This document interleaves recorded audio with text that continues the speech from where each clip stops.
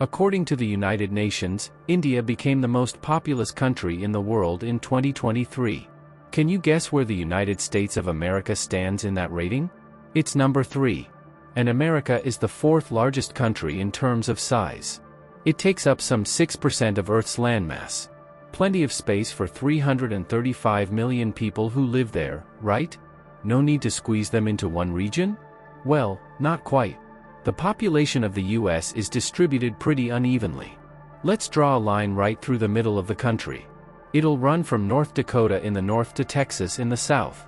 Once you input census data and do some math, astounding figures appear. 80% of the US population lives east of the imaginary line. The remaining 20% live to the west. That's just 1 in 5 Americans we're talking about. About large metropolitan areas such as Los Angeles, San Diego, and San Francisco. You don't believe me? Just look at a satellite map of the US at night. The right part is shining pretty bright, right? But why? Why is there such a huge imbalance in population? Simply put, history and geography. The East Coast is the place where the US became independent in 1776. These are the original 13 colonies. Soon enough, settlers started spreading westward. One important milestone was the Louisiana Purchase.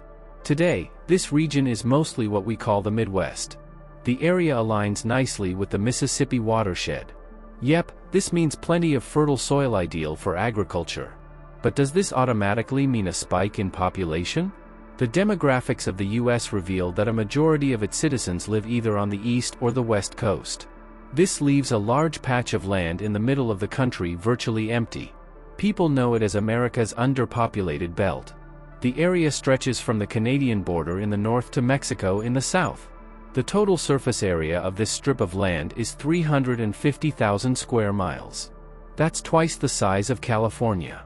One massive piece of land.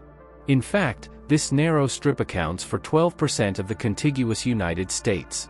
The belt runs north to south through 7 states. But its population makes up only 1% of the total number of people living in the United States. Now, this doesn't mean that the area is completely empty. It's still home to just over 3 million people. That's roughly the population of the island country of Jamaica.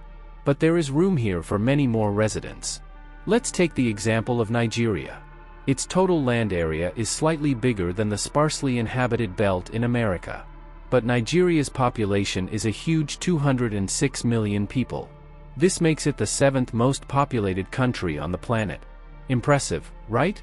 But why isn't the American Midwest living up to its potential? Well, time for one last history lesson. I've already mentioned how the United States expanded from the East Coast to the West Coast. This doesn't mean that the West was lagging too far behind. Take, for example, the cities of San Francisco and Los Angeles. They were incorporated in 1850. That's just 13 years after Chicago. The following year, Portland, Oregon, became incorporated. You get the picture. And then, in 1869, the United States completed building its first transcontinental railroad. In terms of transport, the country was unified. There's no historical reason strong enough to explain why so few people live in the center of the country. So now it's time for some interesting geography. If you look at the physical map of the United States, you'll notice that this belt lies in the Great Plains. As the name suggests, the area is flat, which should be ideal for large settlements, right? Well, not really. East of this region, there is a huge patch of the color brown. It's covered by mountains, but not just any mountains. These are the Rockies. The range is around 76 million years old. It has several peaks over 14,000 feet, and most of the Rockies are national parks, a vast nature reserve. But most importantly, the range plays a vital role in the region's climate. Ever heard of the range shadow effect? Let me explain. Weather systems form over the Pacific Ocean.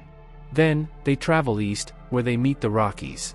Now, the air has to go up over the mountains. This is where it cools down and condenses. The final result?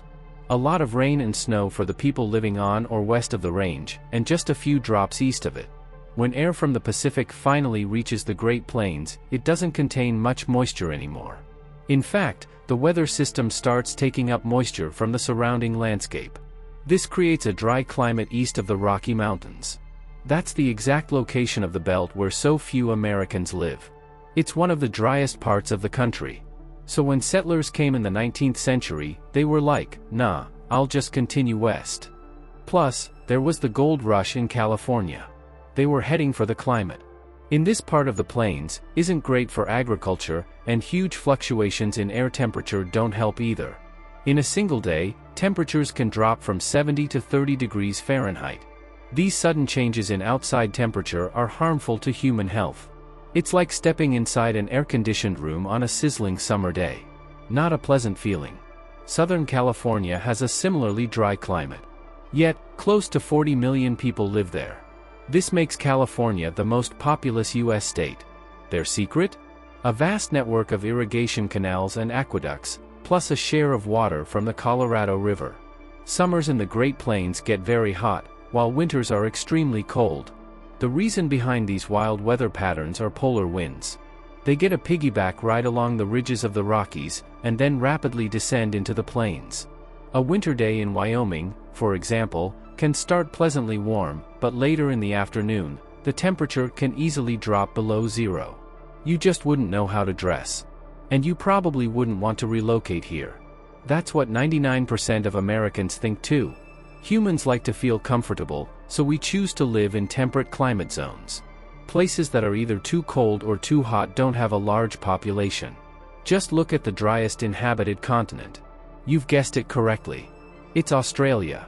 Nearly 70% of the country is either arid or semi-arid. That's a subtle way of saying that it's a desert. That's why Australians are huddled in coastal areas. 90% of them live in big cities such as Sydney, Melbourne, and Perth. The only exception is the capital, Canberra. They built it inland close to a water source. But Australia's interior is sparsely populated. Just like in the States, there is only one major town in an area the size of 12 Lake Michigans. A huge shout out to the residents of Alice Springs. They truly live in an oasis. And what about places with a temperate climate like Europe? The population is evenly distributed here, right? Well, yes and no. Depending on the country. In Germany, 77% of people live in urban areas. They have plenty of major cities to choose from. Berlin, Hamburg, Munich, and Cologne all have over 1 million residents. But let's look at neighboring France. How many cities with a population over 1 million can you name? Okay, Paris, definitely. It has over 12 million residents in the metropolitan area. But now comes the staggering fact. The next two cities on the list have a population of barely 2 million respectively. Can you notice the huge imbalance? This is the case in most large European countries. In Greece, for example, 35% of the population lives in the capital, Athens. So the largely underpopulated center of the United States is not a unique example.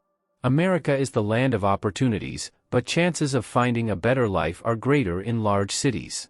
The country's top 100 metropolitan areas account for at least 3/4 of the nation's GDP, and most of them are located on the east and the west coast. There are no cities with over 1 million residents in America's underpopulated belt. That's it for today. So hey, if you pacified your curiosity, then give the video a like and share it with your friends. Or if you want more, just click on these videos and stay on the Curious Minds Hub.